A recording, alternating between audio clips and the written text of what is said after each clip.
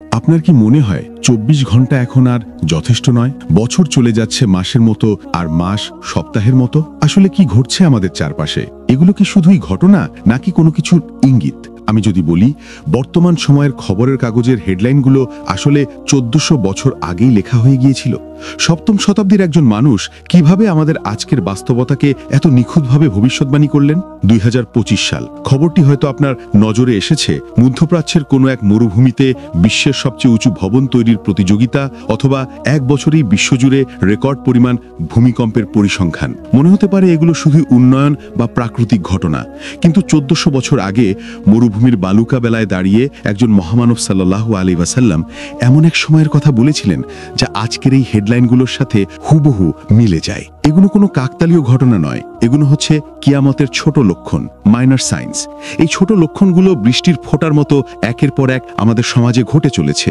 ছোট লক্ষণ হলো সামাজিক, নৈতিক এবং প্রাকৃতিকভাবে ঘটে যাওয়া সেই পরিবর্তনগুলো যা ধীরে ধীরে আমাদের জীবনযাত্রাকে এমন এক পর্যায়ে নিয়ে যায় যেখানে আমরা এখন দাঁড়িয়ে আছি। সবচেয়ে ভয়ের বিষয় হলো এই লক্ষণগুলো আমাদের চোখের সামনেই পূর্ণ হচ্ছে, আমাদের জীবনের অংশ হয়ে যাচ্ছে, অথচ আমরা তা স্বাভাবিক বলে মেনে নিচ্ছি।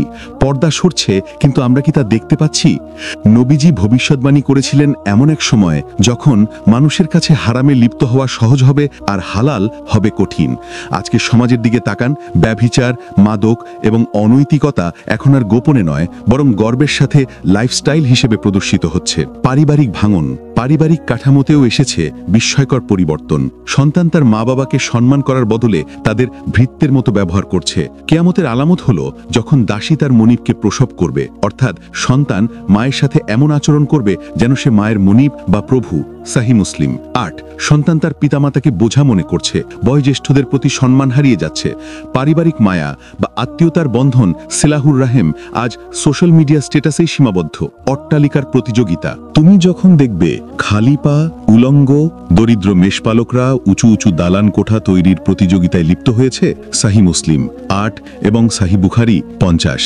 একসময় নগ্নপায়ে চলা মেষপালকরা আজ উচ্চ অট্টালিকা নির্মাণে প্রতিযোগিতা করছে। দুবাই বা সৌদি আরবের স্কাইলাইন কি সেই কথারই প্রতিচ্ছবি নয়? আমরা এমন এক যুগে বাস করছি যেখানে মানুষকে বিচার করা হয় তার গাড়ি, বাড়ি আর ব্র্যান্ড দিয়ে। আধ্যাত্মিক শূন্যতা ঢাকতে আমরা দৌড়াচ্ছি চরম ভোগবাদিতার পেছনে। শুধু মানুষ নয়, পৃথিবী নিজেও চিৎকার করে সাক্ষ্য দিচ্ছে। হাদিসে বলা হয়েছে, কিয়ামত সংঘটিত হবে না যতক্ষণ না আরব ভূমি আবার তৃণভূমি ও নদীতে পরিণত হবে। সাহি মুসলিম।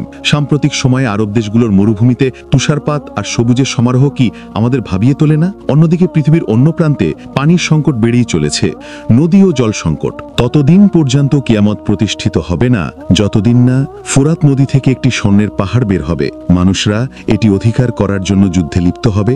এই যুদ্ধে শতকরা ৯৯ জনই নিহত হবে। তাদের প্রত্যেকেই বলবে, আমি এই যুদ্ধে রেহাই পাবো এবং স্বর্ণের পাহাড়টি দখল করে নেব।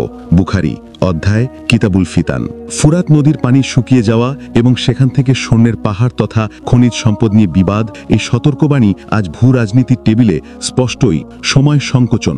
রাসূল সাল্লাল্লাহু আলাইহি ওয়াসাল্লাম বলেছেন, কিয়ামত সংঘটিত হবে না যতক্ষণ না জ্ঞান উঠিয়ে নেওয়া হবে, ভূমিকম্প বৃদ্ধি পাবে, সময় সংকুচিত হবে।